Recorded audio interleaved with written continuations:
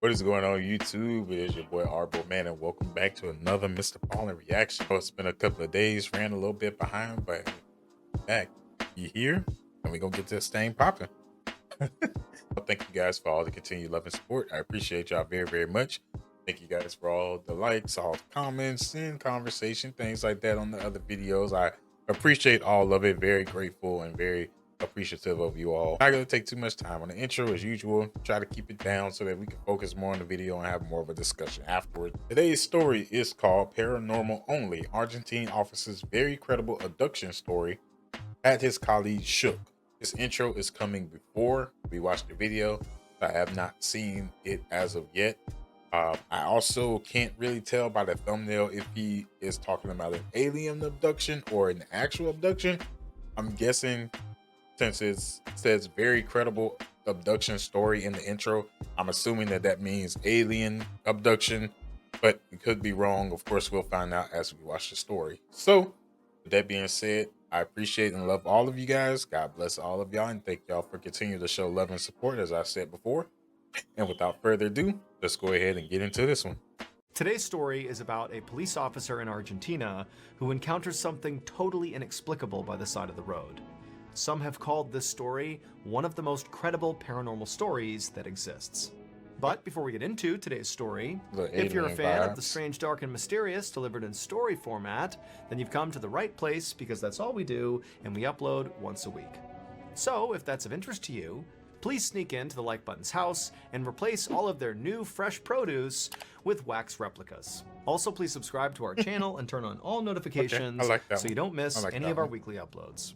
Okay, let's get into today's stories.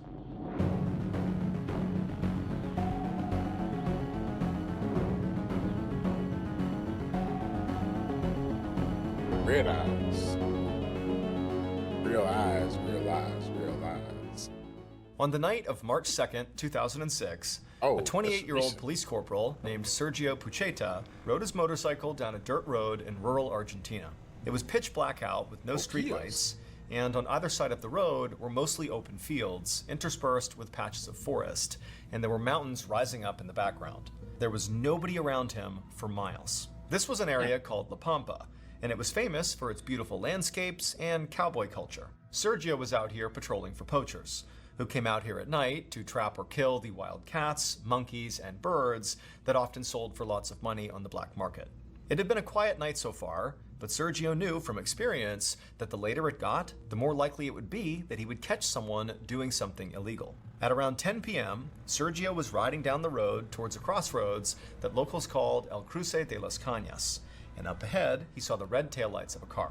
And at first, it seemed like this car was coming to a stop, but then it turned off the road and drove into this nearby cluster of low trees and thick vegetation about the size of a football field, and then these taillights disappeared. Sergio felt his heart start to beat a bit faster because he knew this had to be a poacher. Maybe, he thought, this poacher had seen him and realized he could be a cop, and so was driving off the road and basically trying to hide from Sergio.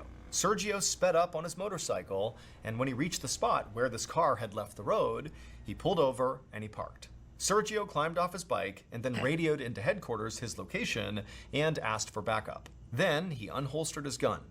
He knew this far out, it was going to take backup a long time to get here, and Sergio had no intentions of letting these poachers get away. Sergio had a flashlight, but he didn't bother to take it out because he didn't want to give away his position. But in the darkness, Sergio was having a really hard time finding where in this vegetation the car had gone. There were no broken branches or crushed bushes. I mean, the entire vegetation looked completely uniform and intact. And so Sergio, with his gun drawn in front of him, began pacing along the shoulder of this road looking for tire tracks on the ground.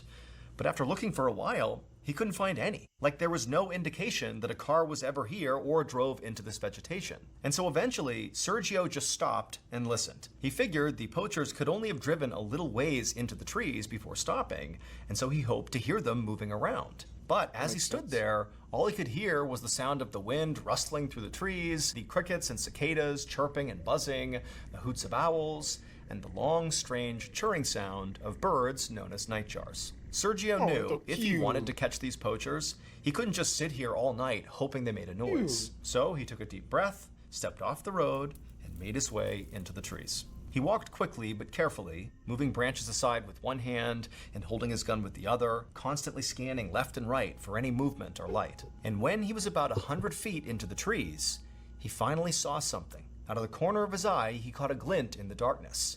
And for a second, it almost looked like moonlight reflecting off of something metal.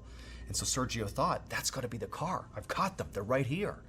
But when Sergio turned to face them, he immediately realized there was no car.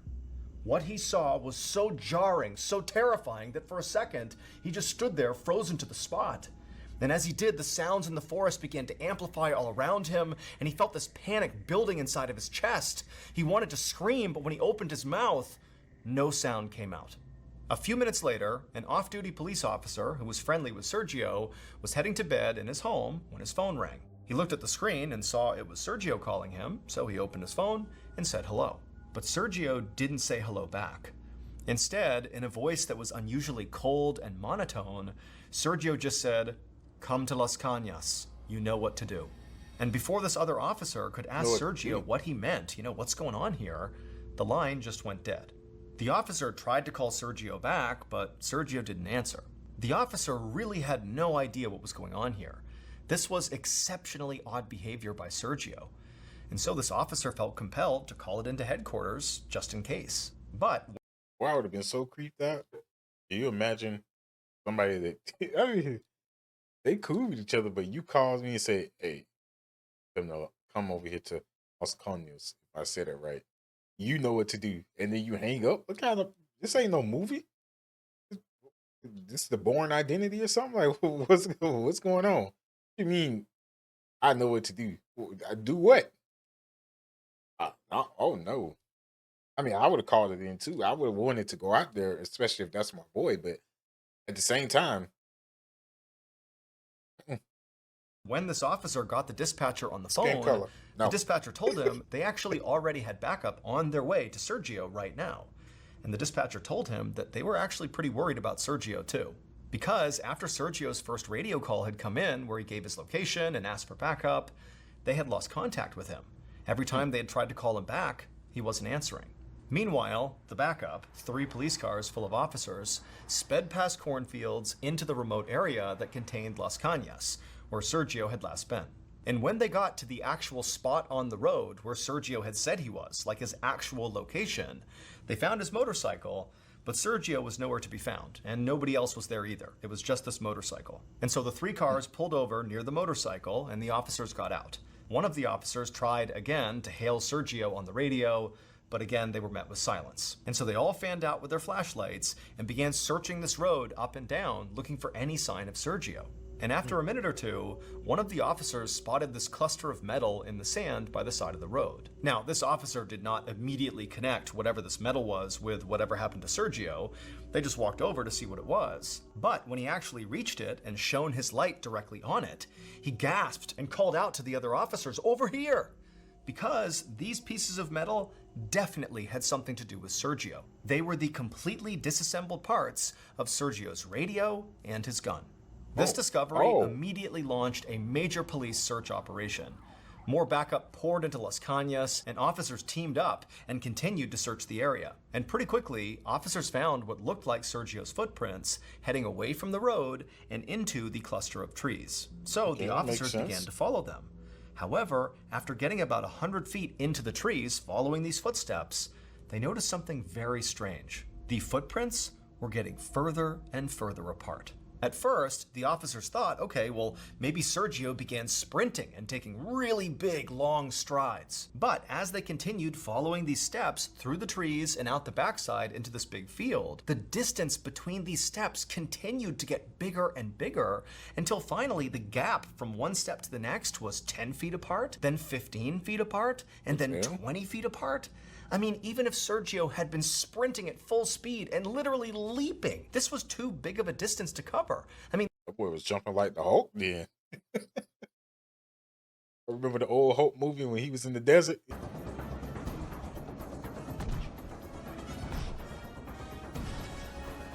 That's how he was jumping.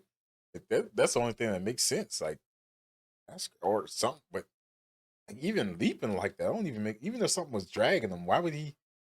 He would only put one foot down and he's being dragged. That's weird. This was literally humanly impossible. The police officers following these prints looked at each other uneasily. Each footprint was perfectly clear. There was no mistaking this was a human footprint. And then also, they were certain they were not missing prints in between the ones they could see. They really were spaced this far apart. The officers had been talking to each other when they began following these prints, but now they just walked in silence. For more than 1 mile, they tracked Sergio's bizarre, seemingly impossible trail through open fields and trees until they arrived at a cornfield. And then suddenly, the trail of footprints just stopped. It was like Sergio had pushed off his right foot and then just vanished. That is so yeah, it's just creepy. Thank you to BetterHelp for sponsoring today's video. In 2017, I left the military. BetterHelp, but that is so creepy, man. So creepy. I wonder how these stories will continue to evolve as technology continues to improve. Like, I mean, like if he got abducted, obviously, but they had no sense to discard the phone and disassemble his gun. So either he did that or they made him do it. You know, if they whatever day is, if whatever they happen to be, but whatever it is that abducted him, they either made him do it through some type of like mental manipulation or something like that, or they did it. So I mean, I kind of think like, how are these stories and proof going to evolve as technology continues to improve? Which is also, if you want to go down the conspiracy theory rabbit hole, that might be also why you start to see more AI as like a way to try to confuse AI between reality when it comes to like these things happening and stuff. That's just something that I just randomly thought of one day. But I don't know, man. Like, this is weird. And he just pushed off his foot and just wee, like, ooh, this is just strange. This whole story is crazy. The search for Sergio went on all night, despite the fact that it started to pour at around 2 a.m. But the officers never gave up. However, beyond those footsteps, they never found any other trace of Sergio. And there was one other thing police couldn't find. There was absolutely no sign of the poachers that Sergio had called in before he had vanished. There were no tire tracks from any vehicle other than Sergio's motorcycle. There was no broken vegetation or anything like that. It looked like no car had ever been driven into these trees. And there were no signs of any kind of struggle either that would explain why Sergio was gone and why his gun and radio were disassembled by the side of the road. The whole situation just made absolutely no sense. At 4:30 p.m. on March 3rd, 2006, so roughly 18 hours after Sergio had disappeared, a farmer was walking on his property about 12 miles away from Las Cañas when he looked up ahead and he saw this dark figure sitting by the side of the road. The farmer squinted to get a better look, and the figure looked like a man, but he was all curled up into a ball and he was sitting in the mud. Now, keep in mind, this area is like in the middle of nowhere, and so this farmer did not get a lot of people passing through the area, and so to see anybody was pretty rare, let alone what he was seeing now. And so, feeling curious, the farmer called out to this man, but didn't get a response, and so he just started walking towards him. And when he got up close, he saw this man was a police officer in full uniform.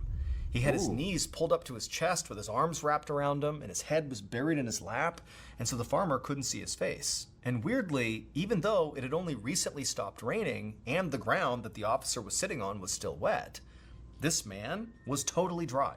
The farmer leaned down and gently put his hand on the man's shoulder and said, "Sir, are you okay?" But the officer didn't react at all. He just stayed there motionless, head in his lap, not reacting, totally silent. And this was just too strange. The farmer backed away, took out his phone, and he called the police. It didn't take long for the police to show up and identify this seated police officer as Sergio Pucheta.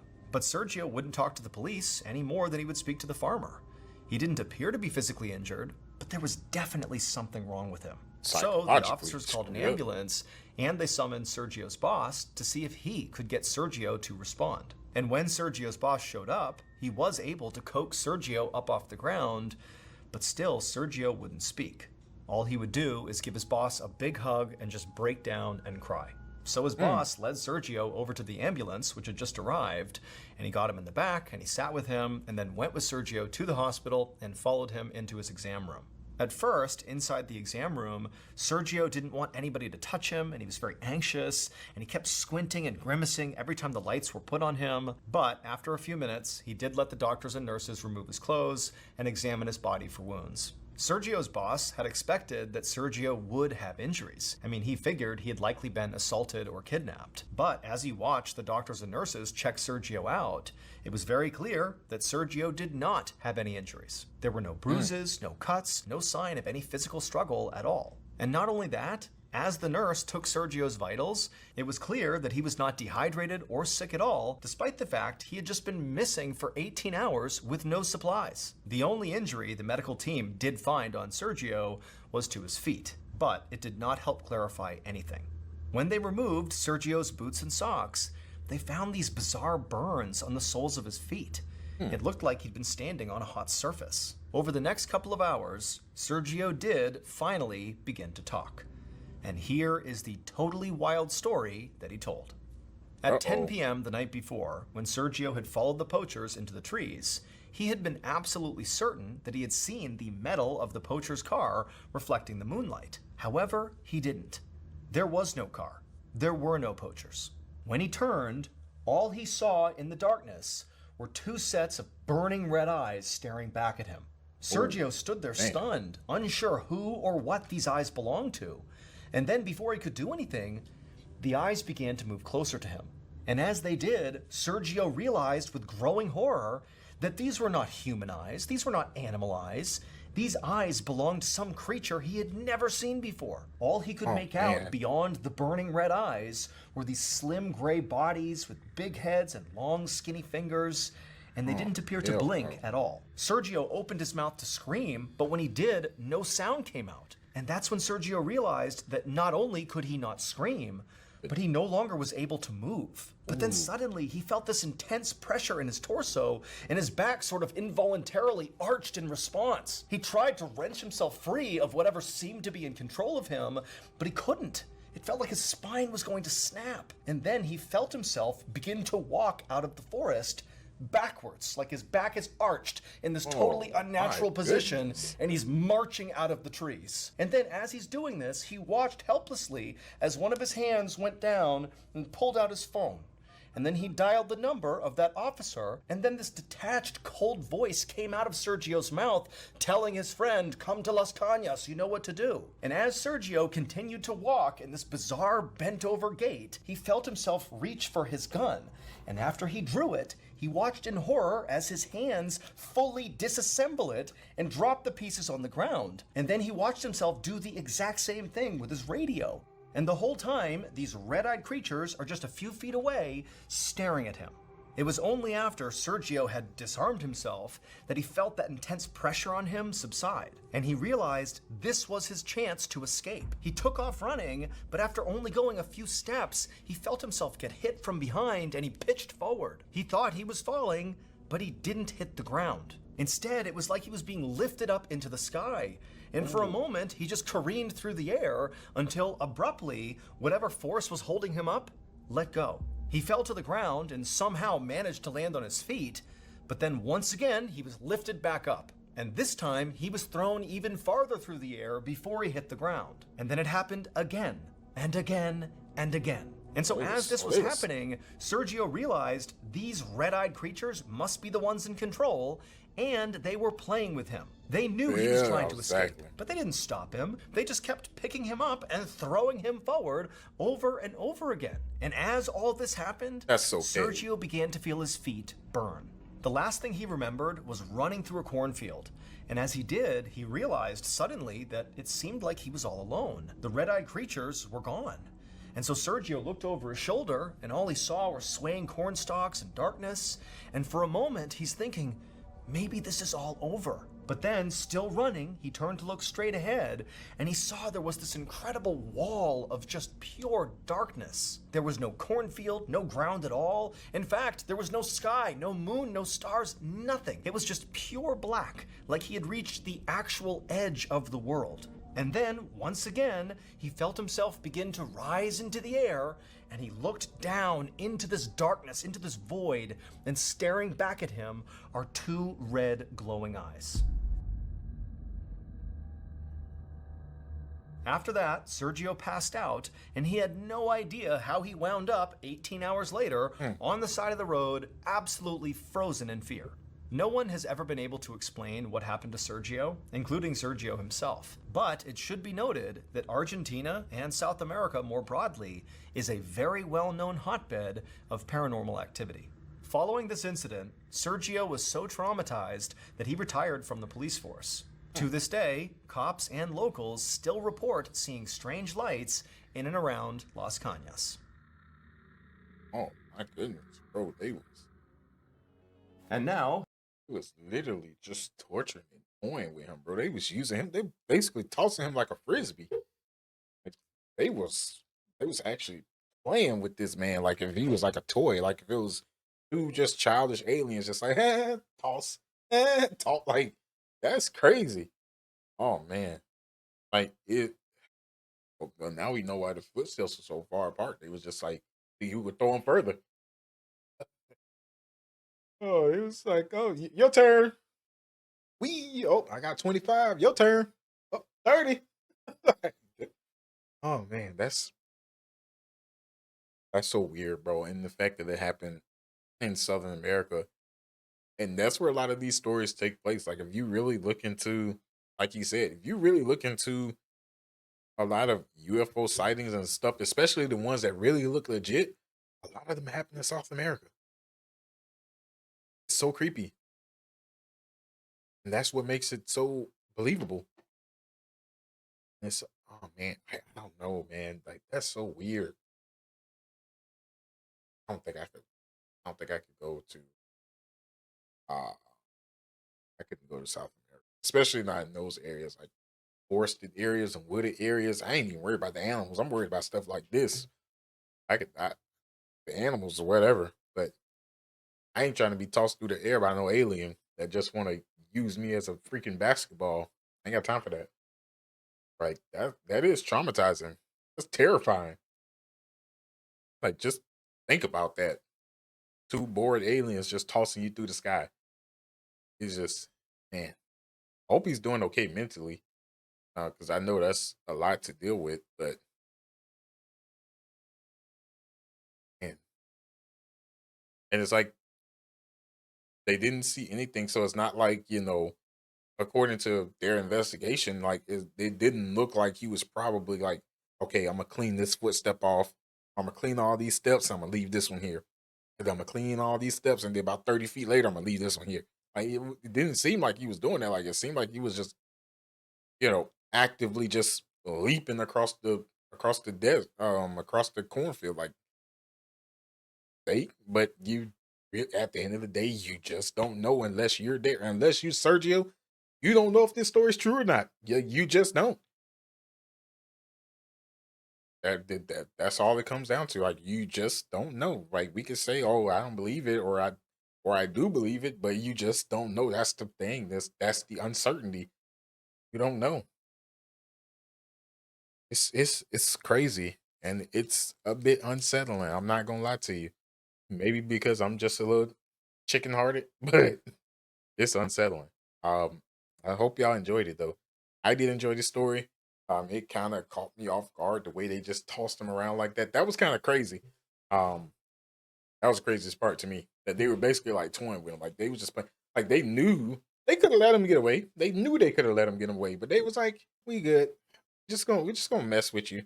Yeah, we just gonna screw with you." But yeah, we could let you get away. We could let you run away. Could just not bother you at all. What's the fun in that? Pretty much what they said. It's insane, man. Very insane. But hope you guys enjoyed the story. I really enjoyed it. Hope you guys enjoyed it too. Hope you guys enjoyed the reaction. Feel free to hit that subscribe button if you did. Um, and as usual, I love y'all. God bless. And until the next one, peace out, baby.